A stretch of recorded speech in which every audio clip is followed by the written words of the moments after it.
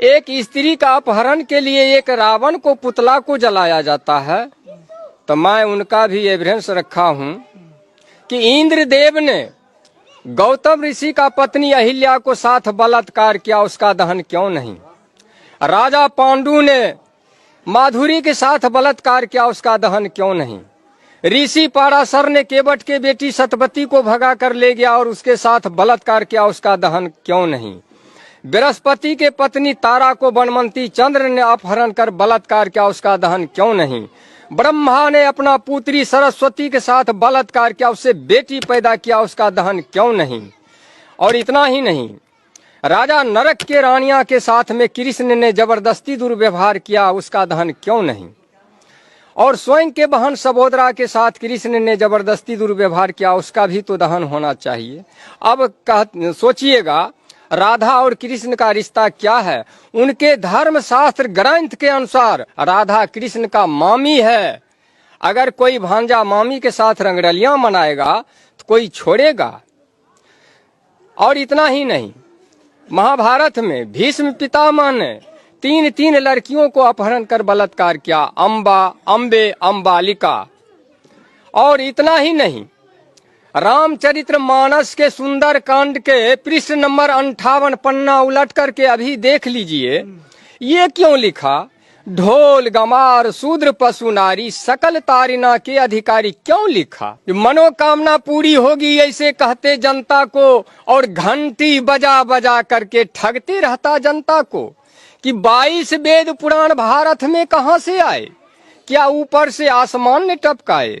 नहीं गिरे वेद पुराण अमेरिका रूस जापान में, और वेद पुराण टपके इस भारत में तो ये अंटीना वाले को मकान में। कि वीरों के वीर हनुमान यहाँ फिर स्वर्ण पदक के लाले क्यों? कि धन का देवी लक्ष्मी यहाँ फिर भूखी नंगी जनता क्यों? और ज्ञान का देवी सरस्वती फिर अनपढ़ जाहिल जनता क्यों? इन मनोवादियों ने हमारे 85% मूल निवासी भाइयों को भरमाया है। अरे अब तो समझ जाओ, हमारे अकल पर पड़ गया ताला है। 85% मूल निवासी भाइयों, अरे इन पत्थरों के मूर्तों से सर टकराते टकराते मर जाओगे, लेकिन इस समस्या से निजात कभी नहीं पा सकते हो। अब 33 करोड़ देवी देवता को पैदा करके छोड़ दिया है, जिसके पीछे हम 85% उलझे हुए हैं। हम असली बात को समझ नहीं रहे हैं, हम बर्बाद हैं, हम उजड़ रहे हैं, लेकिन असली बात को हम समझ नहीं रहे हैं। छोटा सा एक दोहा के तौर में आपको समझाना चाहूंगा। अब आप 10 गो मिट्टी का चूहा बना लीजिए और चूहे को रंग में पेंट पोचारा करके किसी चूहे को बिल पर रख दीजिए, और इधर से 5 गो बिल्ली को इंडिकेट कीजिए, तो क्या मिट्टी का चूहा को बिल्ली कैच करेगा? नहीं, कभी नहीं कर सकता है।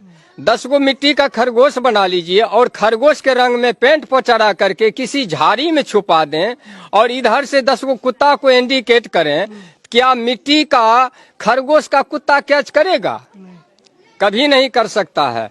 हम इतना ग्रेजुएट होते हुए मानव, पढ़े लिखे, डॉक्टर, वकील, इंजीनियर, प्रोफेसर, जज, कलेक्टर, IAS, APS हो करके भी हम माटी के हनुमान, शिव शंकर, दुर्गा, काली, पार्वती, लक्ष्मी, सरस्वती, गणेश बना करके, रंग पेंट पोचारा करके, लंगोटा साया साड़ी ब्लाउज पहरा करके, कल जोड़ करके गिराते हैं, हनुमान हम पे कृपा करो।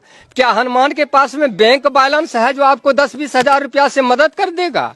क्या लक्ष्मी, सरस्वती, काली के पास में लाइन प्रॉपर्टी है जो 10-20 बीघा जमीन को रजिस्ट्री कर देगा? इसका मतलब हम असल नकल को पहचान करने में हम उस कुत्ता और बिल्ली से भी गए गुजरे मानव हैं।